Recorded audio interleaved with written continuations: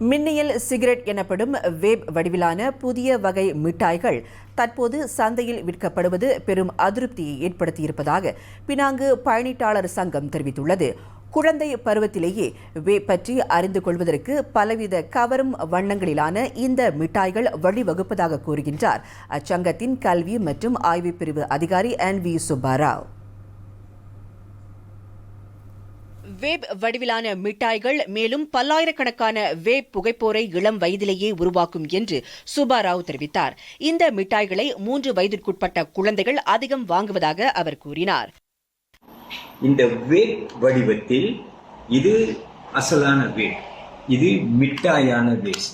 3 வயது குழந்தைகளுக்கு இது போன்ற மிட்டாய் வடிவிலான வேப்களை தயாரித்து இப்பொழுது சந்தையில் விற்கப்படுகின்றது.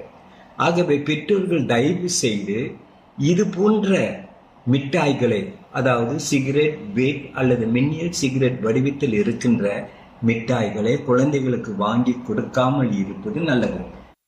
3 அல்லது 4 வயதிலான அக்குழந்தைகள் இந்த மிட்டாய்களை உண்ணும் பட்சத்தில் ஆரம்ப பள்ளிக்கு செல்லும் போது அசலான வேப் பழக்கத்திற்கு அடிமையாகும் வாய்ப்புள்ளதை அவர் சுட்டிக்காட்டினார்.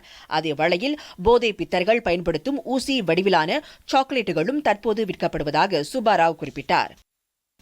3 அல்லது 4 வயதுகளுக்கு இது போன்ற ஊசி மூலம் உள்ள சாக்லேட்டும் விற்கப்படுகின்றது. இது எதற்காக என்றால் அவர்கள் இதை பயன்படுத்திய பிறகு அசலான அவர்கள் போதைப் பொருள் கொண்ட ஊசியை பயன்படுத்துவார்கள். அதுவே 3-4 வயதில் குழந்தைகள் இதை கற்றுக்கொண்டால் நாடளவில் அவர்களுடைய ஆரோக்கியம் சீர்கெட்டு போகும். இதுபோன்ற உணவு பண்டங்களுக்கான அனுமதி குறித்து அவர் கேள்வி எழுப்பிய நிலையில் இந்த தயாரிப்புகளில் எந்தவொரு விவரமும் அச்சிடப்படவில்லை என்பதும் கவலை அளிப்பதாக அவர் கூறினார். எனவே அடுத்த கட்ட நடவடிக்கையாக அமலாக்க தரப்பினர் இதற்கு உடனடி தடை விதிக்க வேண்டும் என்று சுப்பாராவ் கேட்டுக் கொண்டார்.